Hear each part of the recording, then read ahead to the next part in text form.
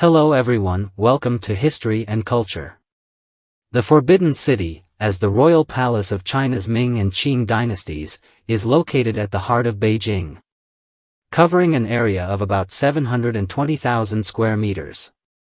With a building area of approximately 150,000 square meters. It is the largest and most well-preserved wooden structure complex in the world.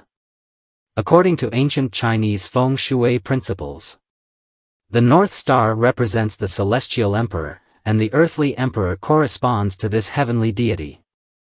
Therefore, the palace is referred to as the Forbidden City. Here, purple refers to the North Star, and forbidden signifies prohibition, symbolizing the sacred power that only the emperor could possess.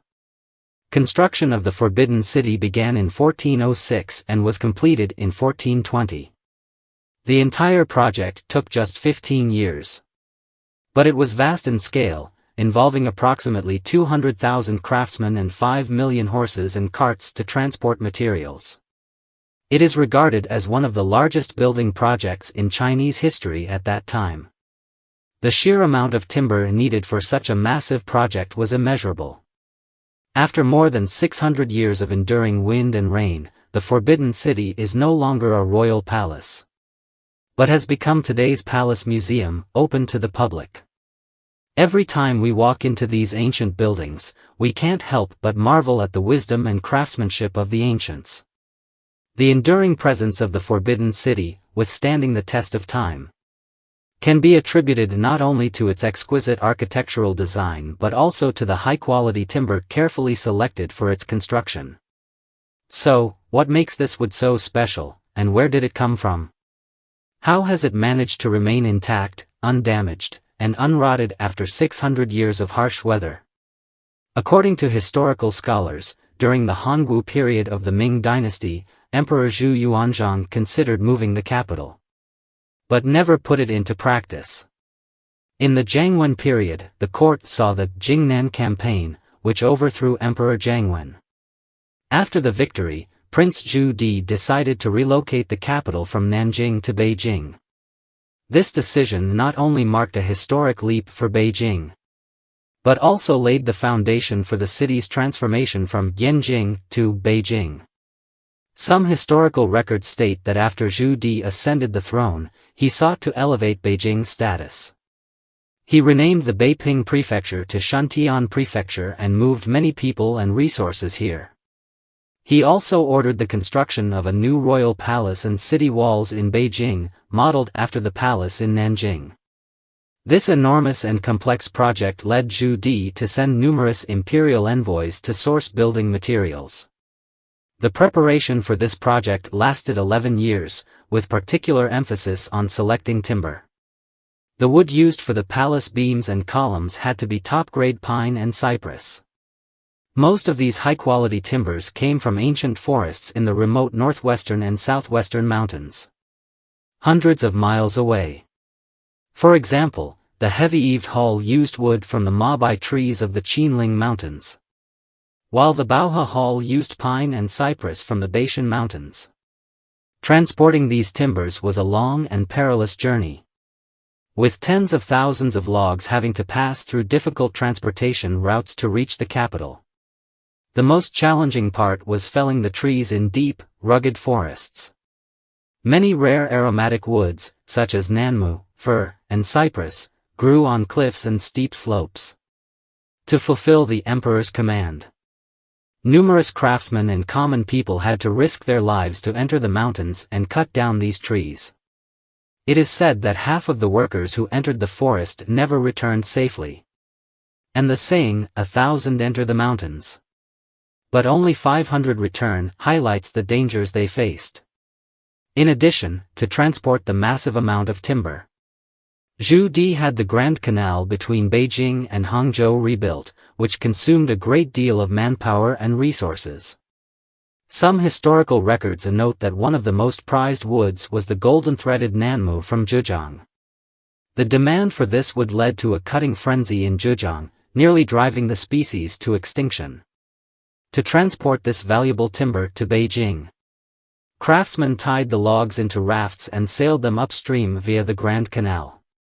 During this process, many common people unfortunately died due to the harsh journey and excessive exhaustion. And the scene was extremely tragic. What is even more heartbreaking is that many of the timber transported to Beijing were never used in the construction of the Forbidden City. Instead, they were stored by relevant departments and ultimately rotted away, wasting valuable resources. As a result, Zhu Di, in his pursuit of temporary glory, consumed a vast amount of timber resources. Not only did this cause significant sacrifice for the people at the time, but it also left behind an unbearable legacy for later Qing emperors. Due to the near depletion of high-quality timber, the Qing dynasty, when repairing the Forbidden City, was forced to use lower-quality cedar wood as a substitute. This impacted the overall structure and aesthetic of the palace. Against the backdrop of such a massive project, Beijing underwent a transformation and gradually became the political center of the empire. The construction of the Forbidden City took about 15 years, with most of the time spent on preparations. The actual construction lasted only about 3.5 years. Although the time was short, the palace miraculously rose in just a few years, thanks to many advanced construction techniques of the time. The foundation of the Forbidden City used a lime soil technique, which was extremely solid. The buildings generally employed China's unique mortise and tenon structure, which was both strong and easy to disassemble. Additionally, the ingenious bracket system as support enabled the Forbidden City to withstand earthquakes of up to a magnitude 9. It is worth mentioning that the Forbidden City's preservation for over 600 years is not only attributed to the superb architectural skills of its ancestors but also to a crucial factor, lacquer. The surface of the beams and columns in the Forbidden City was coated with a thick layer of hemp cloth, which was filled with tung oil inside, and then covered with a layer of white lime plaster. This composite material was both waterproof and resistant to insect and pest damage. When crafting the columns, artisans applied multiple layers of lacquer, with each layer drying before the next one was applied. This repetitive process ensured that every column received thorough protection. Not just the columns, but nearly all the wooden materials in the Forbidden City were coated with a thick layer of lacquer. Once dry, this lacquer became very hard, like a protective shield for the wood, guarding it against the damage of wind and sun. However, relying solely on the lacquer was not enough. Beijing's dry climate also played a crucial role in preserving the Forbidden City. As the saying goes, dry for 1,000 years, wet for 10,000, neither dry nor wet lasts only half a year. The natural dry environment of northern China helped maintain the building materials of the Forbidden City in good condition, preventing excessive moisture. The glazed tiles on the roof of the Forbidden City fit tightly together, making them highly waterproof and significantly reducing the risk of moisture seeping into the building and damaging the wood. But the most critical factor was human care. From the Ming and Qing dynasties to the Republic of China, the Forbidden City underwent maintenance and repairs during different reigns. In modern times, the government has invested significant funds and manpower into scientific preservation.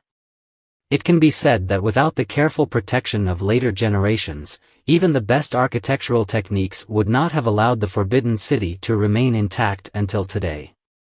A good comparison can be made with Huizhou Temple in Beijing's Mentugu district, which preserves Liao dynasty architecture, dating back 300 years earlier than the Forbidden City.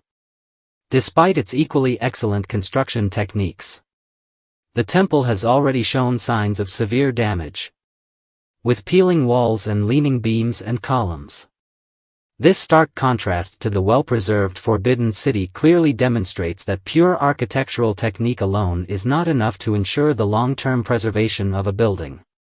Continuous protection and maintenance are key. As noted by some historians, when we gaze upon the magnificent architecture of the Forbidden City, we should not only appreciate its artistic value but also deeply understand the cultural sentiment it embodies. The Forbidden City, this ancient structure carries the hard work and dreams of countless artisans and witnesses the rise and fall of dynasties. From Yanjing to Beijing, from the Imperial Palace to the city's foundations.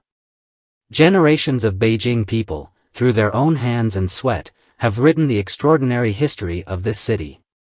They have witnessed the glory of the Forbidden City, endured its calamities, and yet, it still stands firm. Like a wise elder who sees all and embraces all, remaining ever fresh through the ages. This is the History and Culture channel. Liking and subscribing are the greatest help and support to us. Thank you everyone and see you in the next time.